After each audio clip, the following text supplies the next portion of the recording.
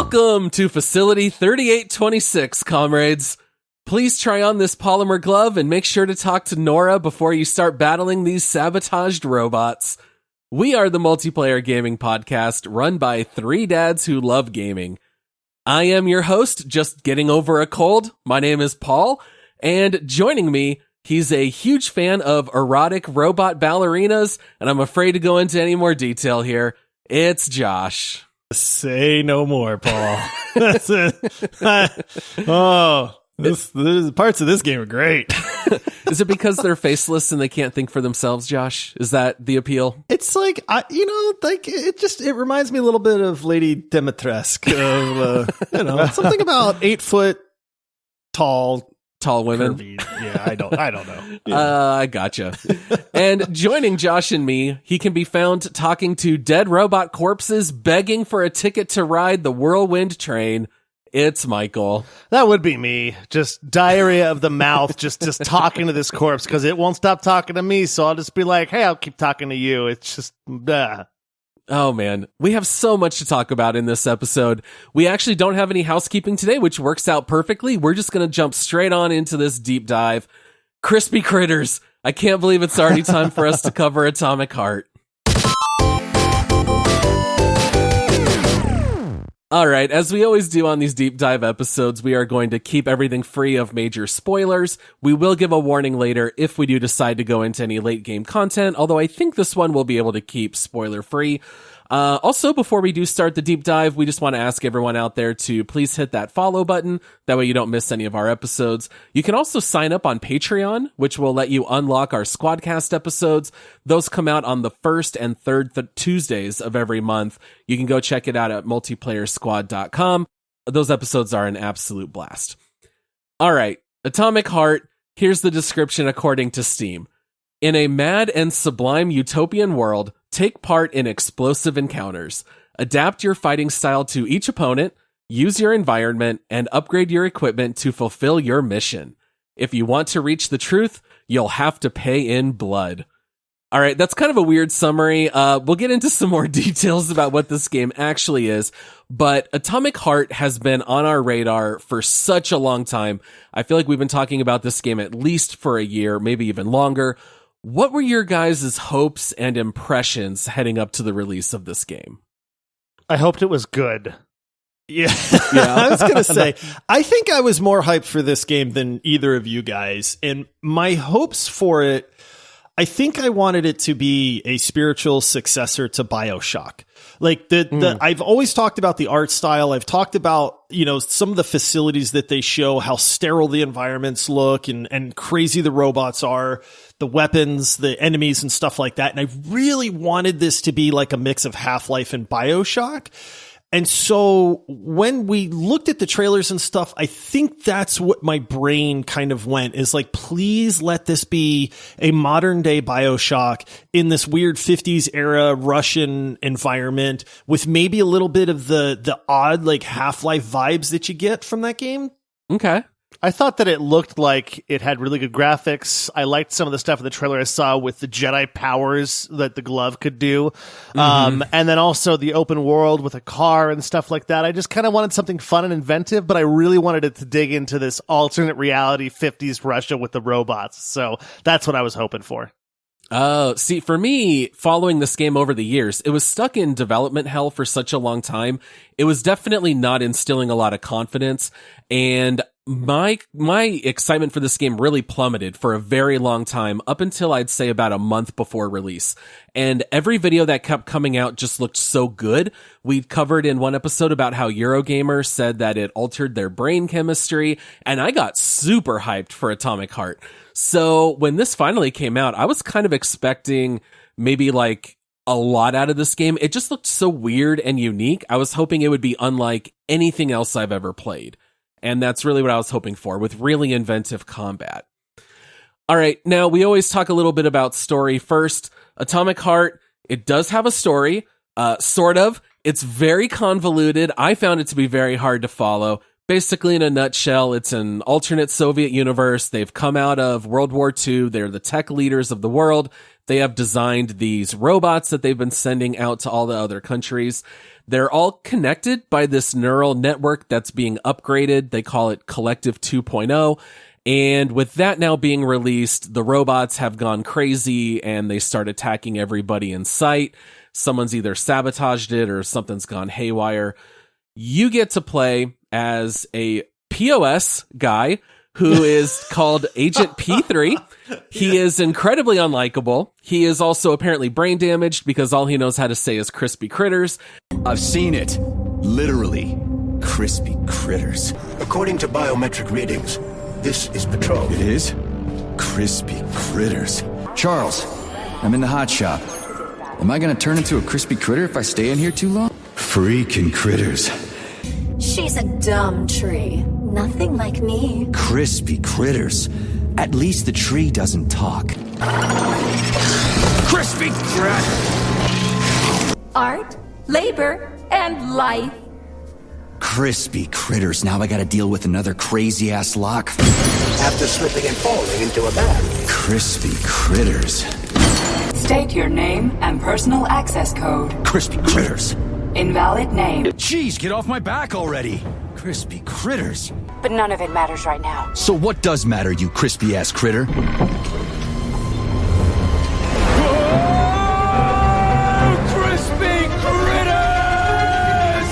Crispy critters. He is trying to find out what happened to all the robots. As you might guess, there's some twists and turns.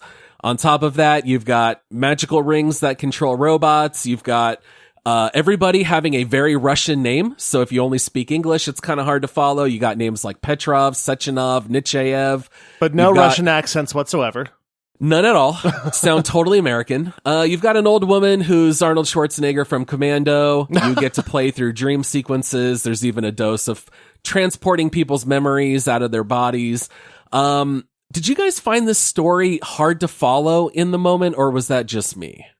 Oh, there's times where I go, am I getting dumb? Like, I'm getting older, right? Like, I get it. I'm well aware of that, but then I kind of go, man, like, and I have to kind of like knock on my head and I go, come on, old noggin. Like, why are you not following along on this story here? Yeah, so it makes me very good to hear Paul be like, yeah, this story's kind of hard to follow. And then I go, oh, okay, cool. It's not just me. Yeah. I feel like a lot of the story was given to you in dialogue with Charles, your glove. And a lot of your dialogue was like during a loading screen or an elevator ride that was really long. It wasn't so much in like a cutscene or anything like that, which I think is fine. I'm just not used to that. You know, maybe they did that to save some time and so forth in the game or save some money, which honestly, I thought it kind of refreshing. But since I wasn't looking for that, and I oftentimes just tune out or go get a cup of water when I'm talking just, to something that doesn't seem to matter, that I definitely had a hard time following the story. I don't know about you guys, but I also sometimes still had Charles talking to me, and I know that we haven't even really explained who Charles is. It's your sentient glove that talks to you, but I would sometimes enter the next area with the objective and it would cut off the conversation and I was missing parts of the story. So when I finally beat the game, I was like, I don't even really know what happened. And so I would read the Wikipedia page and then I was like, oh, that's what that was. Oh, that was that person. And it all made a little more sense in the end. This is kind of like that movie you have to watch twice and then it starts to make more sense. Yeah, it was. I'll say this, that a lot of times I have no idea what's happening. Like there's these little expositions. There's these, you read people's emails. There's corpses that are talking to you all over the place. And I'm like, do I have to pay attention to this? Does it matter? Right. Like, is this how I know what's going on? But then what I found out is the game does do a decent job of occasionally pausing the combat and the action and giving you that exposition dump to kind of catch you up a little bit. Mm-hmm. So I went from basically being like, okay, I know what's going on. I am completely lost. Who is this person? What Russian name? Wait, that's a different person? Who the heck is this person that they're talking about? I don't remember who that is. Why am I going where I'm going? To then all of a sudden it's like it pauses, it kind of catches you up, and then I go, oh, okay, oh, I kind of see where this plot is going. Okay, wait a minute. Now I'm completely lost all over again. I'm going somewhere. I don't even remember why I'm going there. I'm confused all over. Wait, there's a new character, or was that the old character? Oh, wait. No, that's somebody different. No, that's definitely the person I knew before. And then it catches you back up again. At least for me, that was the cycle of like this. I'm just completely confused. Okay, I know what's going on. I'm completely confused. Okay, I know what's going on. Yeah, it was very, very hard to follow. So let's talk a little bit about Sergei Nechayev. This is who you play as. He is agent. Oh, wait, is that us? That is us. You don't even know his name, right? See, that's why I'm saying I don't know who anybody is, man. I know, because every last name in this game ends with a V, unless it's Stackhausen, who's like the one German character. I was like, thank goodness I at least know. Whenever he would reference Stock, at least I knew it was the German guy. Yeah, I was just happy they called us Major most of the time, because I'm like, that's me. When they say Major, that's me. I don't know my name, but Major. Oh, man. All right, how did you guys feel playing as Agent P3? I hate myself. I thought he was all right. So here's the thing. There's a lot of comparisons to... No, let me get through it.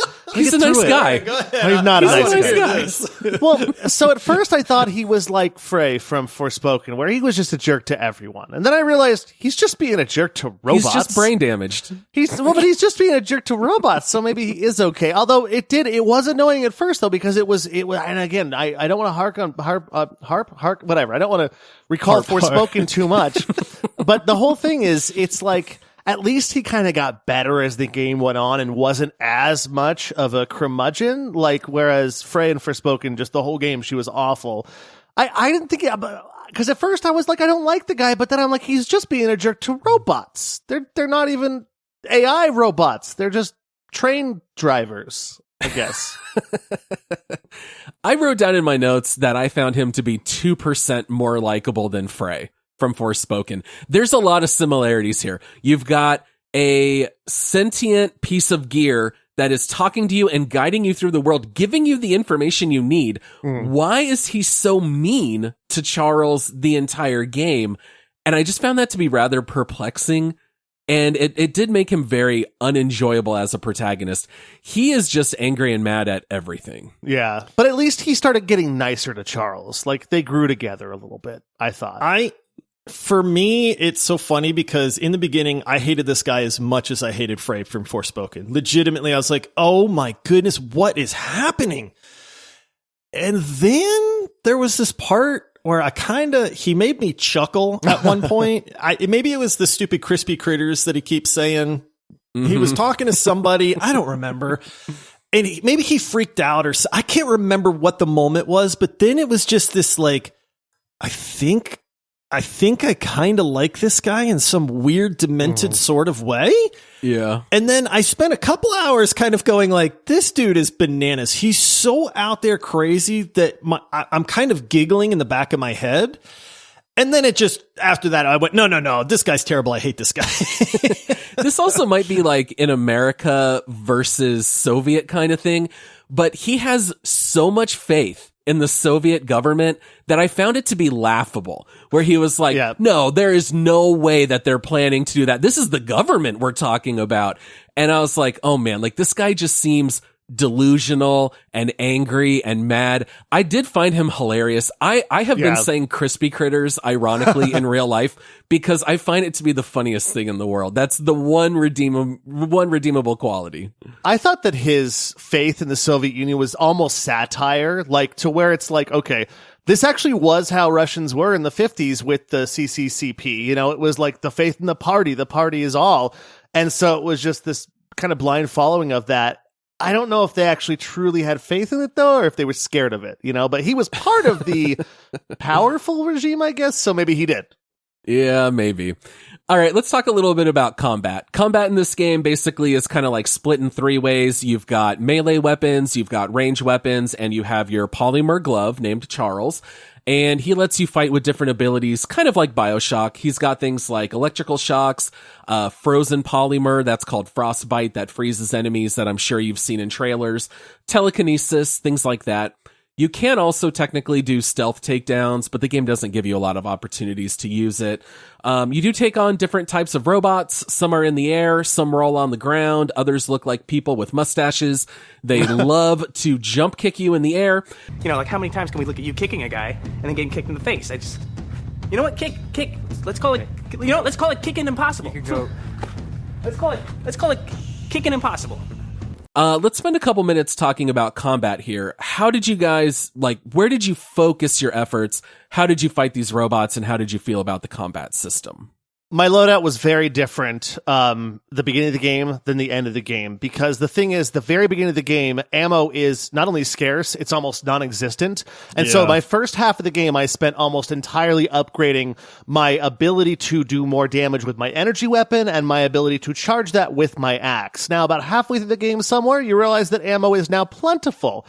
The thing is that you use the same crafting components to make ammo as you do to upgrade weapons. So the first half of the game, you can craft ammo if you want, but your weapons almost won't get any stronger. Now, about halfway through the game, I switched, and this is my final loadout. I had a pistol because you could do amazing damage with it once you maxed it out. Like, it was almost better than the shotgun and much more accurate. And then I used my sword melee-looking thing because it was super fast and strong, and then used that to charge my special abilities on my Dominator, and that was basically what I used. And I just didn't want to have to craft too many different kinds of ammo and stuff like that, but that's kind of my loadout. I wanted to test everything, right? Like, hey, we're reviewing this game. Let me give it all a shot. I defaulted to the shotgun, which you get fairly early in the game, more often than not. I just felt like it had the most weight out of anything. But Michael touched on a great point that about in the beginning half of the game, ammo is a resource. Like, legitimately, you have to be careful. You cannot just go guns blazing because you will be out of ammo at that point. And then you kind of go back to melee, and melee is effective in this game throughout the entire game. And you do get energy weapons that slowly recharge over time, so it is kind of like unlimited ammo, but man, once you're out, you gotta have something else to switch to for a while. But ultimately, I really played a melee focused game on this one, because melee is good through the entire game at this point. And I don't know if that's a testament to the fact that I didn't care for a lot of the guns in the game, or it's just that the melee was really satisfying and it stayed effective, which is not something you find in a lot of games nowadays. In a shooter, I should say. I mean, obviously, if it's Elden Ring, you're meleeing, but, in a first-person shooter, melee is not really something you come across. Right. Yeah, what about abilities? Like, what abilities did you guys focus on? Did you kind of use a little bit of everything, or did you focus in on one or the other? Two. I really are we talking about the weapons still, or the Charles abilities? No, the Charles abilities. The Charles, yeah. I did two things. Two things only. I maxed out body and I maxed out telekinesis. With the telekinesis, you can move heavier objects, hold things in place, because that was the one thing that I found is sometimes you do have like other games where all of a sudden you get overwhelmed, and sometimes overwhelming fights with lots of things on you is harder than a boss fight, and I wanted the crowd control. And I only had enough points by the end of the game to really max out two whole trees, and I had them both completely maxed. Yeah, so you went mostly telekinesis for combat. What about you, Josh? I went with a mix. I tried everything except for the shield. I never once used the telekinetic shield, which is kind of like Neo's absorb, in the Matrix kind of thing. I didn't even unlock that. And I know that sounds goofy, but I pretty much rotated through everything to try it out. I finally settled on the polymer jet, which is where you can coat enemies in polymer, and then that augments what happens to them, because there are a lot of elemental attacks you can burn, and lightning and freeze and stuff like that. And that ability I didn't touch for a little while because it sounded boring. But then what I found out is this actually is kind of nice, because I was using shock as another one of my abilities, and they're robots, right? What do you do with robots? You electrocute them and overload their circuits, right? So I used shock, the polymer jet to augment damage types, and then I used the freeze as a crowd control, because you get overwhelmed in this game very easy, and I found that freezing things really kind of helped within a crowd control sense at that point. Yeah, similar to you guys, I focused almost entirely on melee for the first half of the game, because the game in the very beginning, they only toss one or two robots at a time. They don't hit you with a whole lot until late in the game. I guess when we get to the open world part, you could get multiple enemies. but I decided to go all in on Frostbite, where I purchased every ability in Frostbite. By the end, it actually does a lot of damage. It's not just crowd control, but for as long as they're frozen, it's just ticking off damage continually. So I found that to be a really good way for both crowd control and damage. And then I started fighting one of the bosses, and that's when I got the little tooltip that said, some bosses are so strong that you can only freeze them if you combine it with the polymer jets. So then I started pumping points into the polymer jets, so that way you can start to cover them with the polymer, then you start to hit them with freeze, and then some of the bosses you could start to slow down and do damage with the other abilities as well. That is funny you mentioned that, though, because when that tooltip came up on my game, I was like, I don't care, I'm not using Frostbite. But then I thought about it, I'm like, I'm in telekinesis, it was useless in a boss fight. Almost completely. And I'm like, ooh, might have messed up, but I'm sticking with it. Yeah, so the melee weapon that I preferred was the Pashtet. I don't know which one you guys used. The game, shockingly, only has a total of 12 weapons, 5 of which are melee. So you only have 7 firearms and 5 melee options.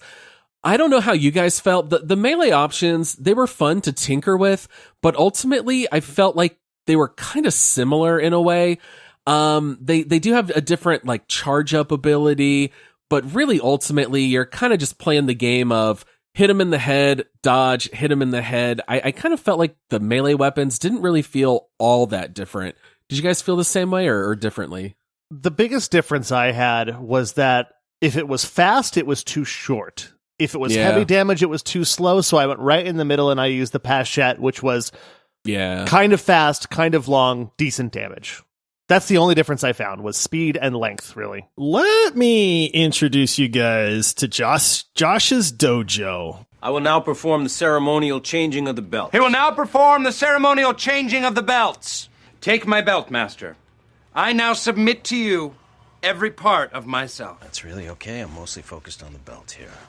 Because the melee weapons in this game kicked butt. Now, Paul, you are right. You know, you start off with like a fireman's axe, then you get like a sword, and then you get some kind of like, hatchet. And I'll be honest with you, those all felt very similar. Like that was one of those things where it's like, why would I use this small little hatchet versus the big axe? Oh, attack speed's faster. Like, all right, you know, the charge up attack, you hold right click and it charges a big strong attack, which does a ton of damage.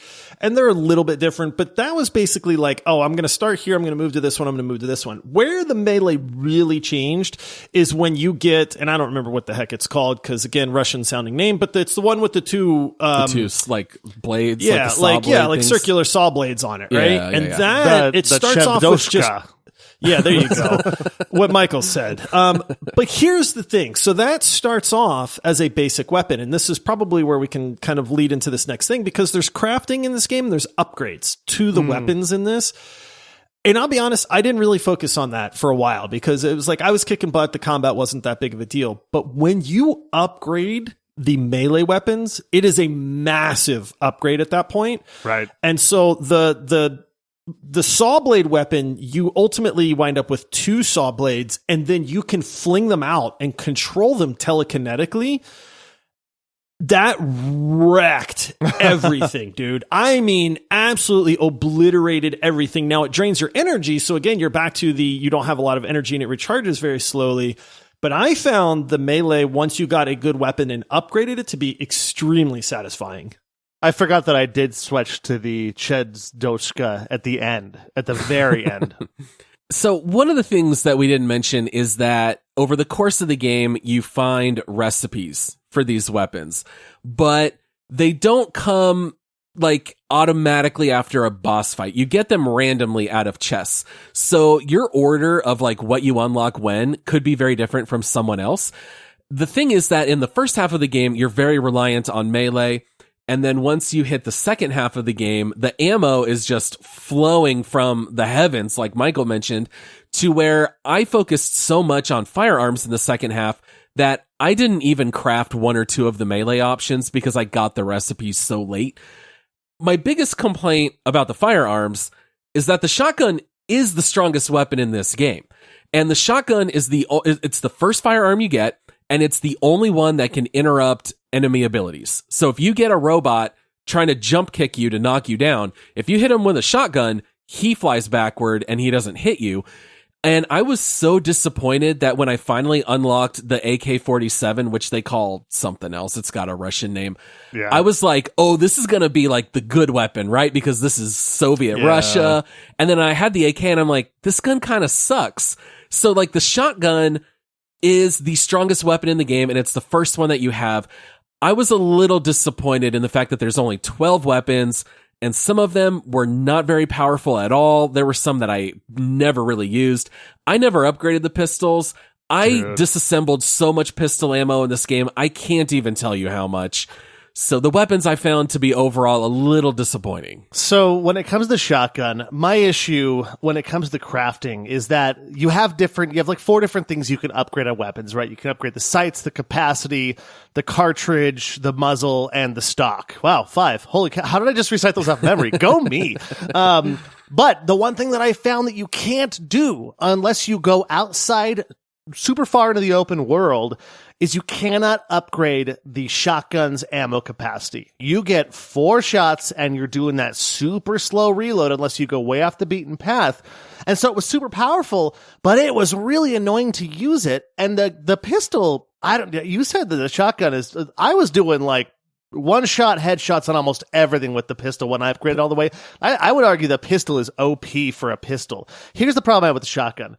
Shotguns, the way they work, they're not supposed to be for super long range, but I was sitting there able to take out cameras from super far away when that shotgun spread would not have killed the camera from that far away. So I thought it was kind of mismade. And so maybe just out of principle, I'm like, no, you're going to shoot that camera from far away with the pistol, the AK, but I hated the AK like you did. So I just pistoled everything. Yeah, the thing with the weapons is that, Paul, you're right. Some of the weapons you get later on kind of suck. Like, honestly, the AK's terrible. The recoil on it's so bad. Awful. The spread is so bad. Half a mag to kill one robot. It feels like you're shooting BBs. Like, that's the other thing. Like, when you blast a guy with the shotgun, it's got that knockback. You see the blast on their body. You feel it. The AK, I felt like I was shooting little BBs at everything that would just fly off in all directions, like an airsoft gun or something. And it was just terrible.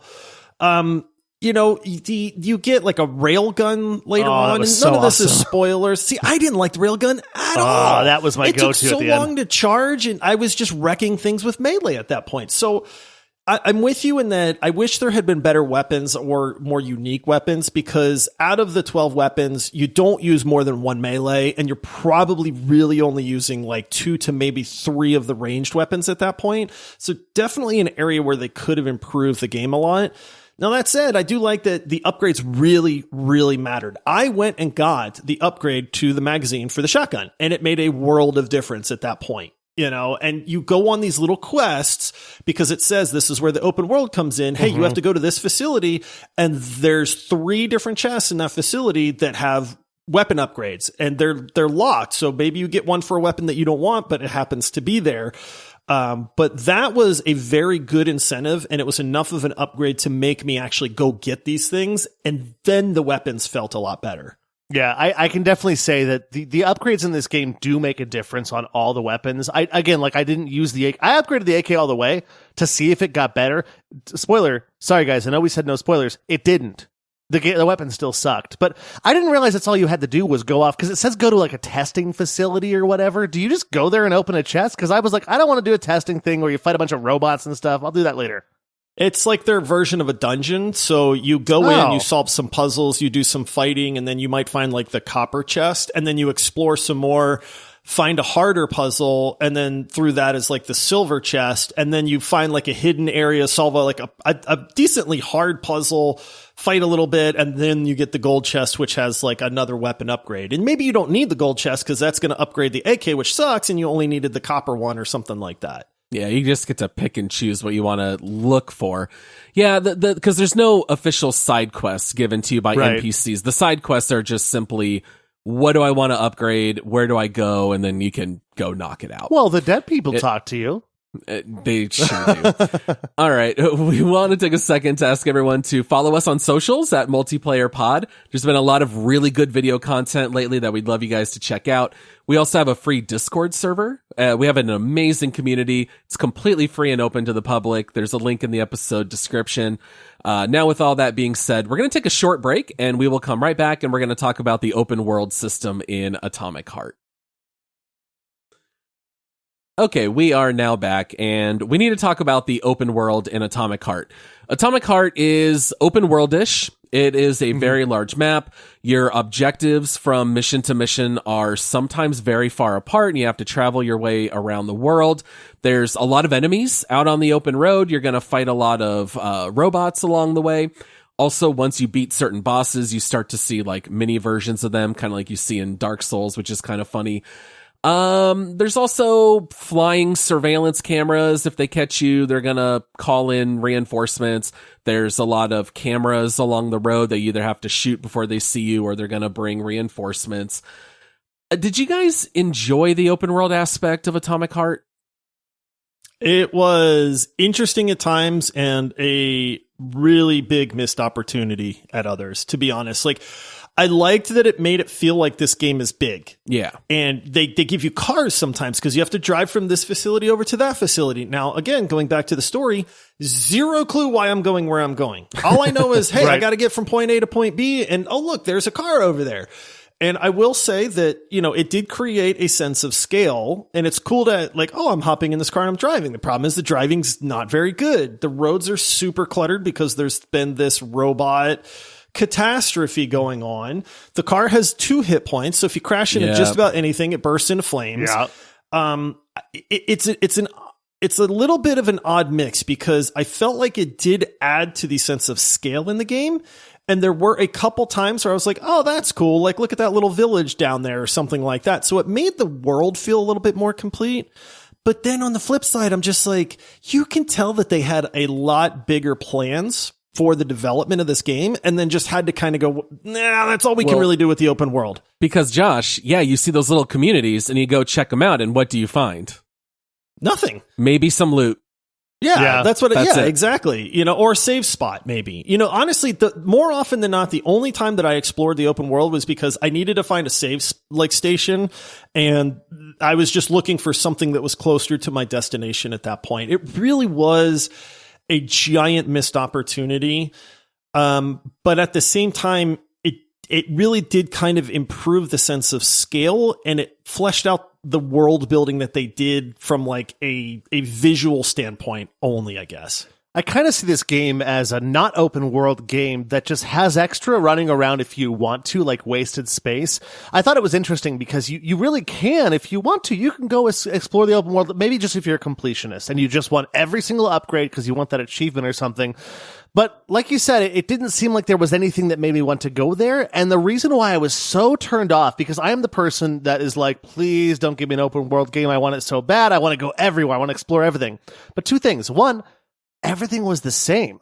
You go anywhere and you're looking at the same thing. Like even the different communities, there's the same cars in the street, the same buildings, not like cookie cutter, cows. But same cows. It was the same feeling. But on top of that, the map in this game might as well have not existed. So I didn't want to go to the open world because I thought I'd get completely lost and not be able to find my way back. I felt like Paul playing any game where he has to have a sense of direction, to be honest, because I have a great sense of direction and I got so lost. I'm like, there's no compass. There's no waypoint marker. There's no nothing. So I'm literally looking at the map like an atlas going, okay, I have to take the first right. Then I'm going to take the third left, not the path. It's got to be a paved road. Oh, dang it. What was that? And then I have to stop the car because the car keeps driving and you're going to crash into something and blow up, to look at the map and then be like, oh, I'm not even close to that road. Or dang it, I missed my turn. Now I got to turn around, go back. I've never felt so lost in a game. Yeah, at first I thought this is really cool because you don't have to open world. You can just go to your destination and do it. And then I realized there's nothing else in the world. And zero fast travel. Zero fast travel. There is zero fast. And that didn't really bother me as much because typically you're going somewhere and staying there for a while. But yeah, no fast travel. The fast travel definitely bothered me because especially if you want to go find those upgrades, sometimes they're pretty far from where you are. Yeah, very far. It's a several minute run. And I don't know about you guys, I just stopped fighting in the open world. I was like, I don't even care. I'll run into every camera and I'm just going to keep sprinting and eventually I'll just outrun everything. So the open world, I did not find any motivation to go explore because there was nothing to find. There's zero lore. and the only time that you want to explore is if you know where to go for an upgrade. I found the open world aspect to be more of a nuisance than anything else. I thought it looked neat, but even the borders are like, you can see beyond them, and we're just going to give you a laser, like a red laser wall. You cannot pass this. It just kind of felt cheap, and like they had plans for an open world, and they just axed all those plans, is how it felt to me. It feels like a linear game that just has very, very far away mission points. And maybe some kill stuff on the way there. Yeah. I have to bring this up because I'm not sure where this is going to fit into the rest of the episode, but the dream sequences that you get, that's not part of the open world, but it's just part of like the game itself. But there's 3 or 4 times where this game turns into the most bananas LSD trip I think I've ever seen in a video game ever. It's up there. It was like, I was just like, what is going on, man? So I have to say, like, I don't want to spoil it too much, but this game definitely makes a hard right turn into from its normal gameplay into this absolutely fever dream bananas, just visual acid trip, man. It is the craziest, most jarring, goofy, wonderful, terrifying thing ever. I was running on water like Jesus, right? I was running on water, and then I got on top of a submarine collecting apples. I don't know what those apples do, jumping on the wing of an airplane as a dog that climbs. As a dog, I think? That climbs, I think. Because you could see her like white fur. It made no sense. I mean, you figure out what it is at the very end of the game, what you are, but you don't know why you were that thing. It's so weird. This game definitely has like some odd choices that maybe they land for some people, maybe they don't for others. I was definitely expecting this game to be odd, and it is very odd. You have to give them credit for making such a weird universe. All right, let's talk about boss. Oh, what is that, Michael? Sorry, sometimes it's odd in the best way, though. Like, the first time I saw the ballerinas with their spikes in there, I'm like, this is such a weird game, but I'm so enticed by its strangeness. Yeah, if only they didn't show all the interesting things in the game trailers before it came out. We saw every single clip of those twins. Like all the cutscenes were in We saw trailer. all of them. Yep, they left very little to the imagination for the real game. All right, let's talk about the boss fights, because it plays such a large role in Atomic Heart. I don't know how many there are exactly. I want to say around 7-ish bosses. 6 or 7-ish, somewhere around there. Ish is good. I like ish. Not a ton, but they all feel very different. So what did you guys think overall about boss fights? Fan-freaking-tastic, in my opinion. This is one thing where, I'm gonna spoil a little bit of my thoughts on this game.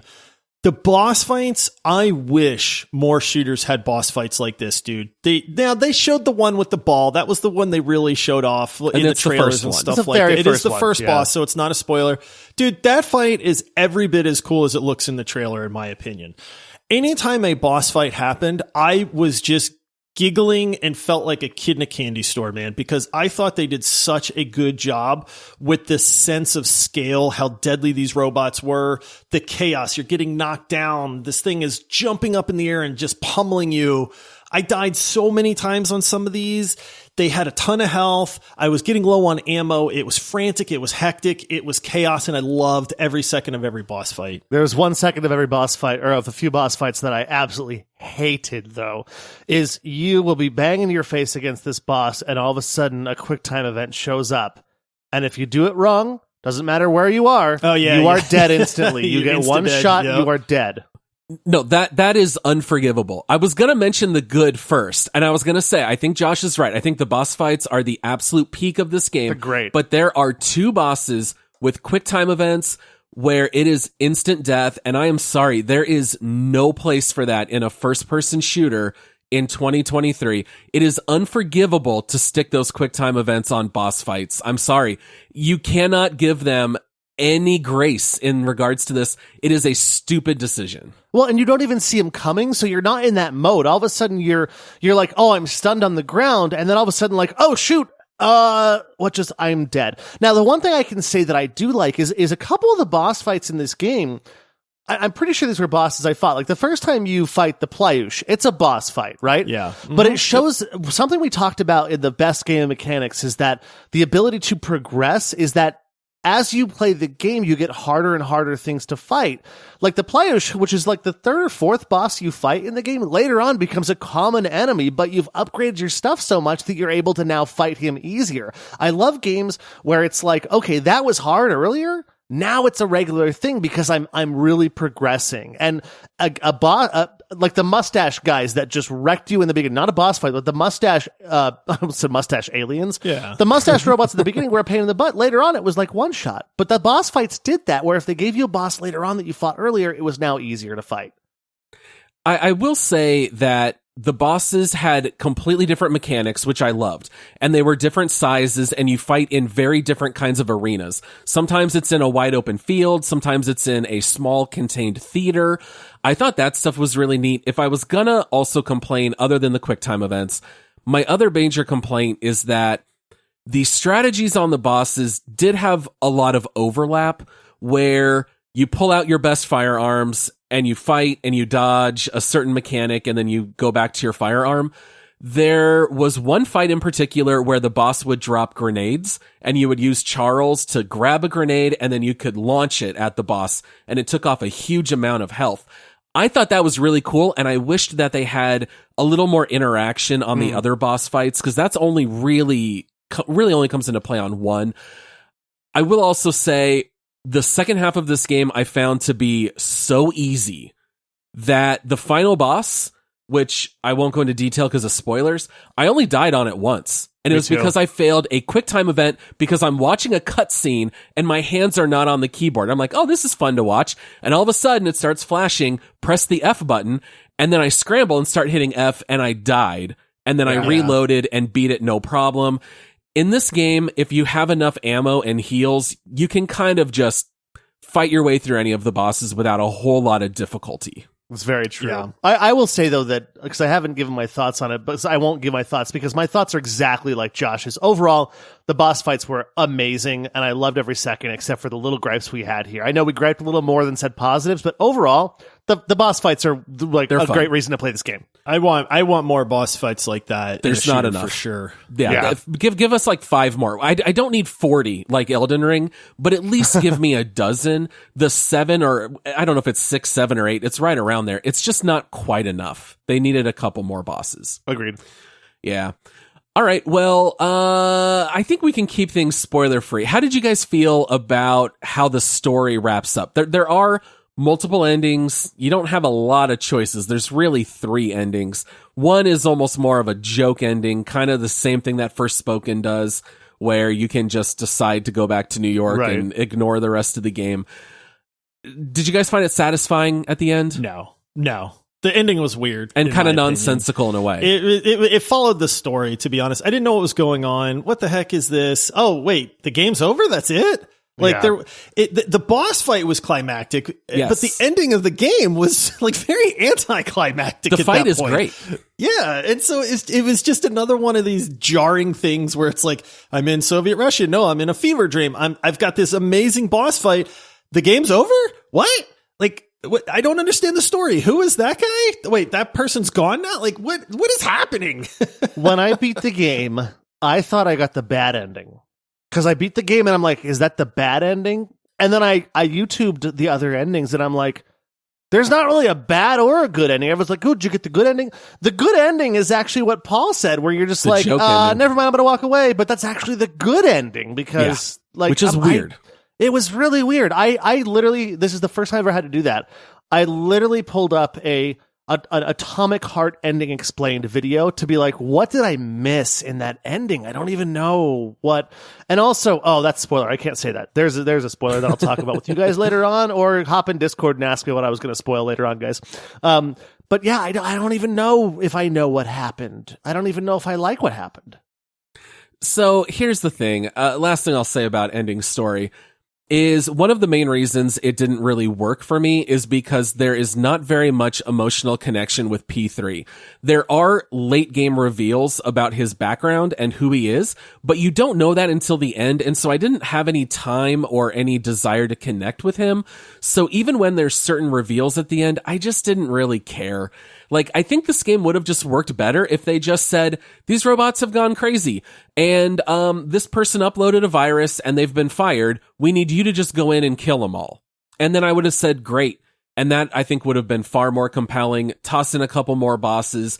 They tried to do more with the story, and I think it just didn't work on almost every level. So I don't know, that's just kind of just what I thought. Plus, like I said before, everything that was good, you kind of already saw in the trailer. There's clips of the final boss fight. You just don't know it when you see the trailer, but there's even stuff for very end game that's in there. Any closing remarks before we knock out our segments here at the end of the show? All right. I'm good. I just see shaking heads. Great for our listeners. give us a map next time. Well, I guess you can't do anything with it. Oh, one thing. There were puzzles in the game that were actually kind of fun and refreshing. It wasn't like super hard and not super repetitive, but it was nice to see some puzzle action. Moving some marbles in the tubes.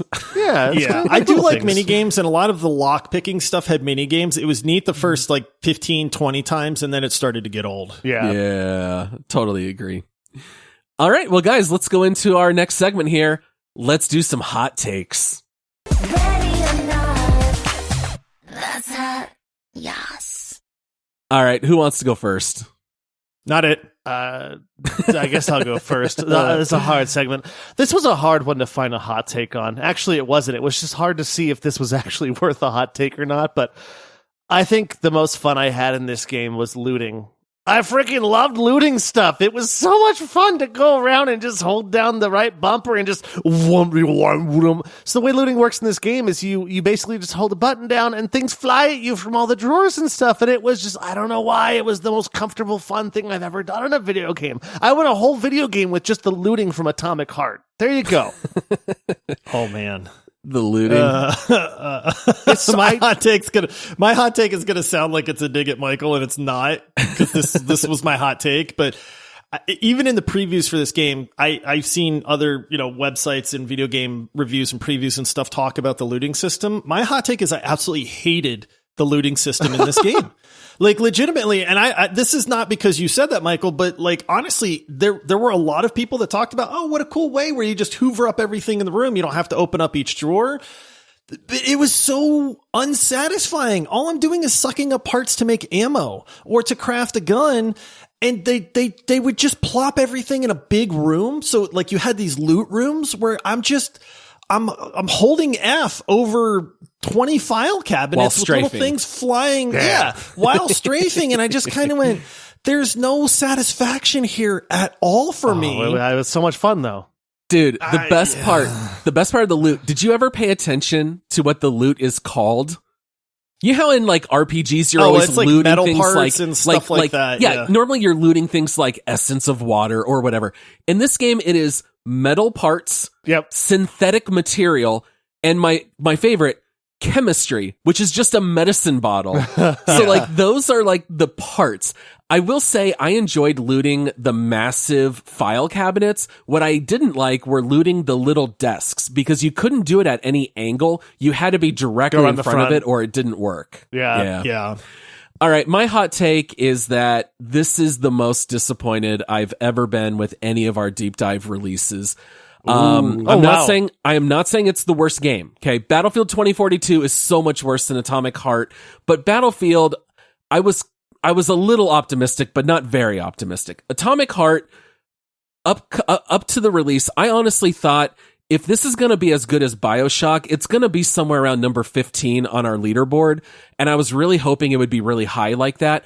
What's really funny is that Hogwarts Legacy really tanked in my expectations, and I was really high on Atomic Heart. They were polar opposites of where they ended up. I thought Hogwarts was so freaking good. I thought Atomic Heart was so much of a letdown.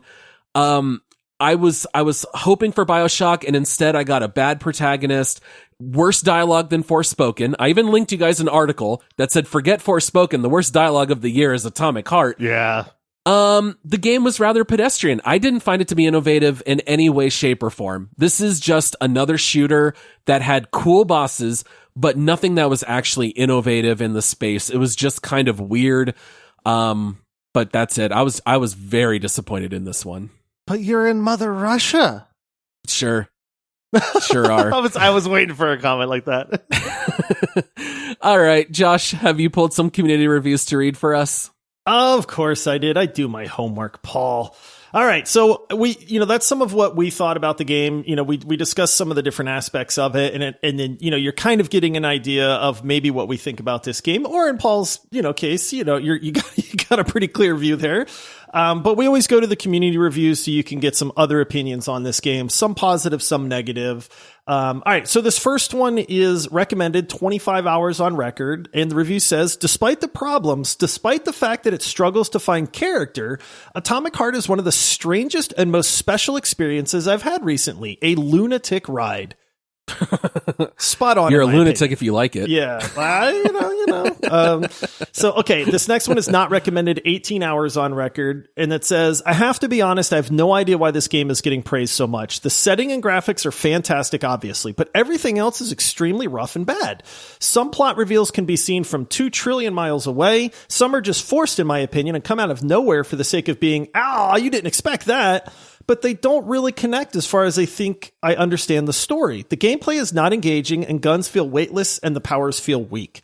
The game peaked with the first boss, which was cool. Everything before and after that was really poor in execution.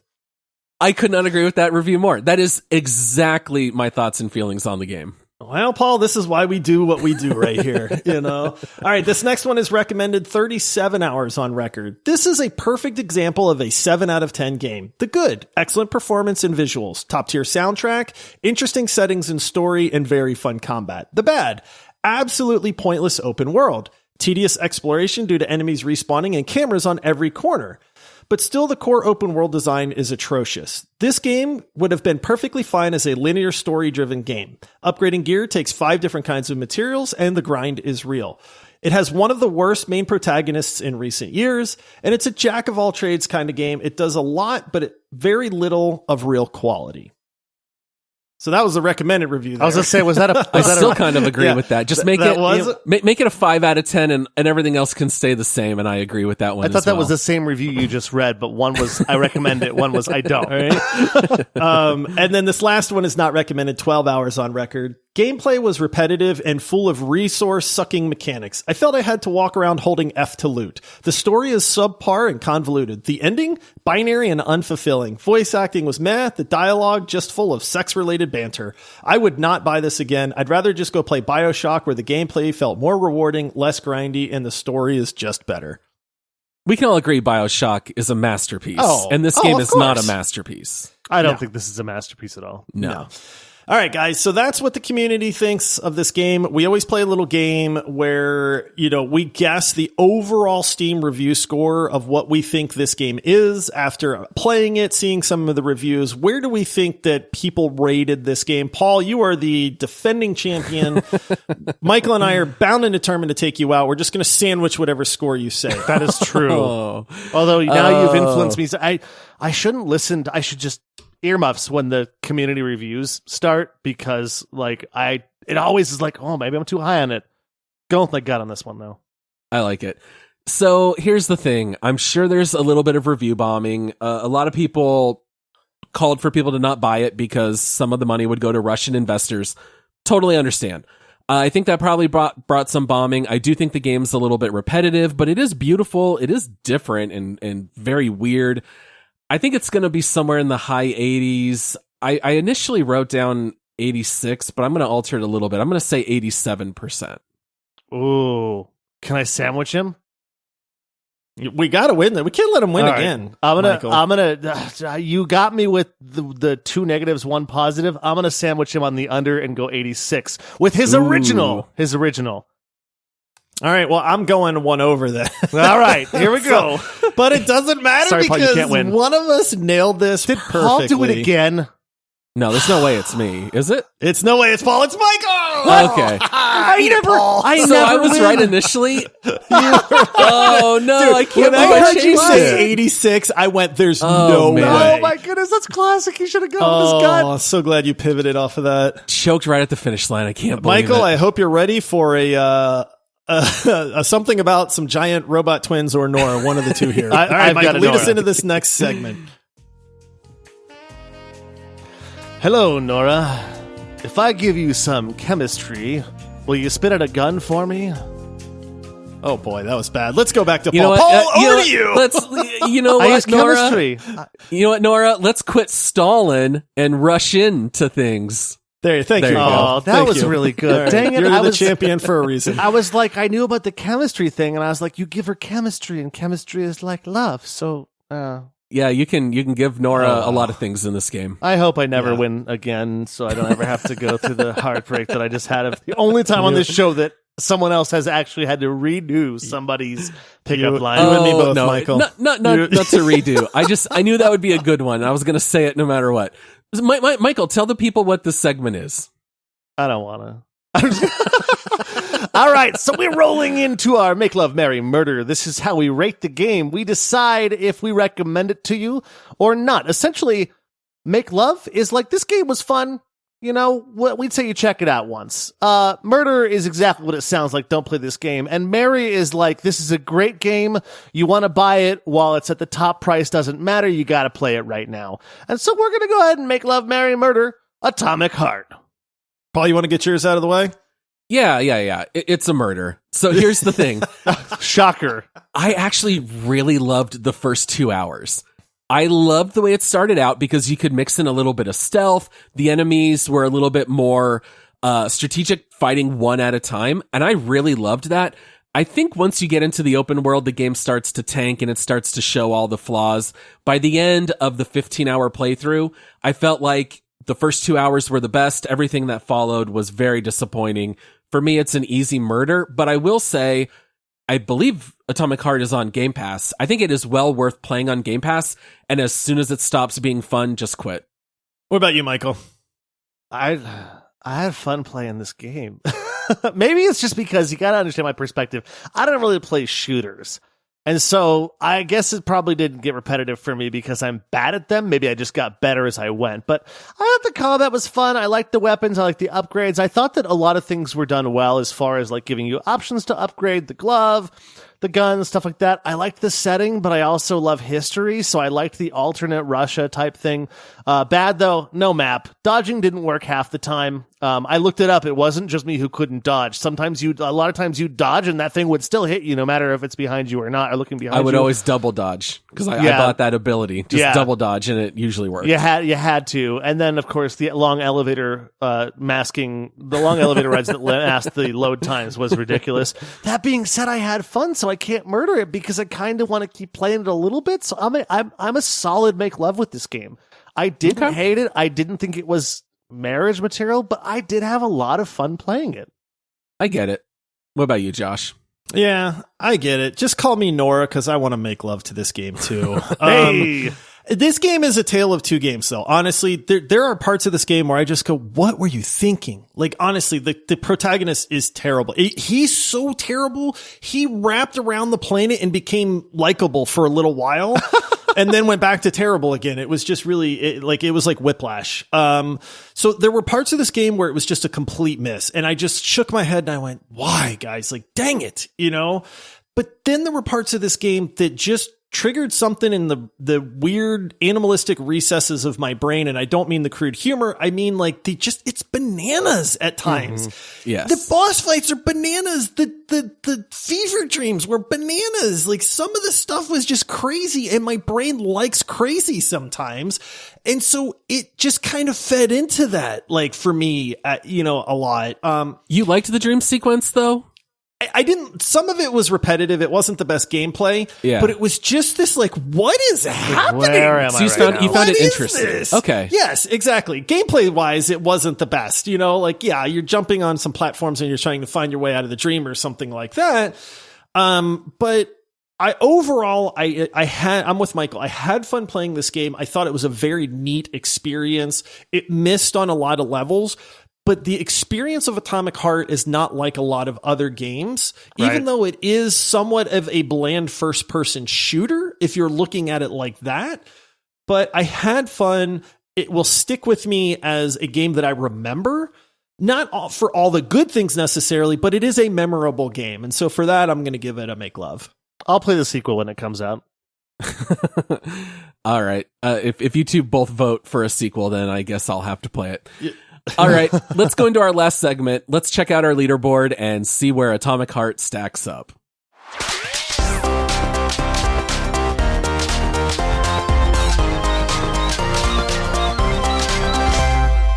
All right, if you happen to be new to our podcast here, every time we do a deep dive, we have to decide as a 3-man consensus, where are we going to rank this game against all the other games that we have covered. We already have a total of 90 games. This will be number 91. If you want to check our overall leaderboard, just go to multiplayerpodcast.com, scroll down a little bit. It's right there on the main page. We've got some stuff on here just to give you a couple of markers. We've got like God of War Ragnarok at 6. We've got Terraria at 20. We got Deep Rock Galactic at 35. A little further down, we've got Wasteland 3 at 59. Lower than that, we've got like Forspoken at 79. What are you guys thinking about this one, since we have 2 make loves and 1 murder? I don't think it's probably in the top half, but what do you guys think? Paul, I'm going to jump right to what I think, because I think you might agree with this ranking as well. I disagree. I'm looking at a spot, and I think this works based on the games around it as well. But I would nominate 56. 50. All right, let me scroll up a bit. Hold on. Yeah, I'm still scrolling up. Oh wow, you. See, this is why I'm trying to compromise here. But that is just behind Borderlands, just ahead of Saints Row, just ahead of Deathloop and Wasteland 3, and just behind A Way Out. Just behind Borderlands 3, by the way, just for the listeners, so you know we're not ranking Borderlands 1 that low. Yeah. Oh boy. Okay. I like that you've got it above Tiny Tina's Wonderland. I like that. I like it being above Elite Dangerous. I can tell you that. Oh boy. Okay. All right. I feel like that's a fair spot. I like Atomic Heart way better than Saints Row. Deathloop is kind of the comparison for me in it's a shooter. It's a weird world. The story made sense. In Deathloop it did, yeah. But I like the shooting mechanics and some of the stuff about Atomic Heart better in that regard as well. So that's kind of like, it's in that range for me.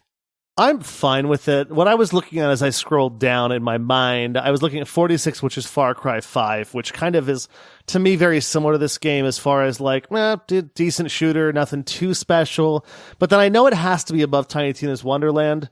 My question is, with number 54, A Way Out, I think I'd put this above A Way Out, but I'm totally fine with 56 because I wouldn't... I just realized I want to put it at 55 just because that Russian rock music and Russian opera it played every once in a while just killed me. I loved it.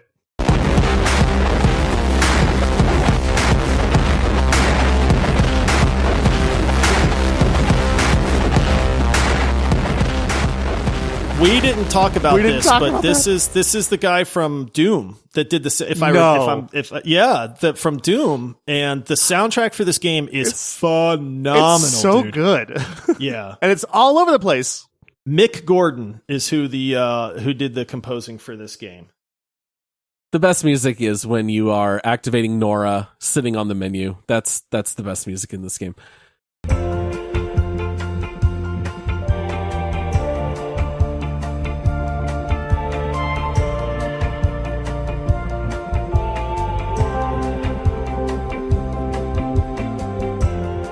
All right, lock in at 56. Let's do 56. All right. I think it's a little high, but I get it. We got to make a 3-man decision. Yeah. All right. We'll lock it in at 56. It will be below Operation Tango, A Way Out, and Borderlands 3, and we will have it above Little Nightmares 2, Saints Row 2022, and Deathloop. All right. Crispy critters, we're already done with this deep dive. Guys, we almost made it an hour. We are barely going over. We want to say thank you to everyone out there for listening. Please make sure to check out our Patreon page at multiplayersquad.com. Our next deep dive is going to take place in 2 weeks, where we will be covering the game Steel Rising, which was a selection by one of our legendary supporters, Scrump. I think that'll be a lot of fun to talk about. Please make sure to come back and check out our episode on Thursday. And until then, happy gaming, everybody. Until next time, everyone, Crispy critters. Das Vidanya, everybody.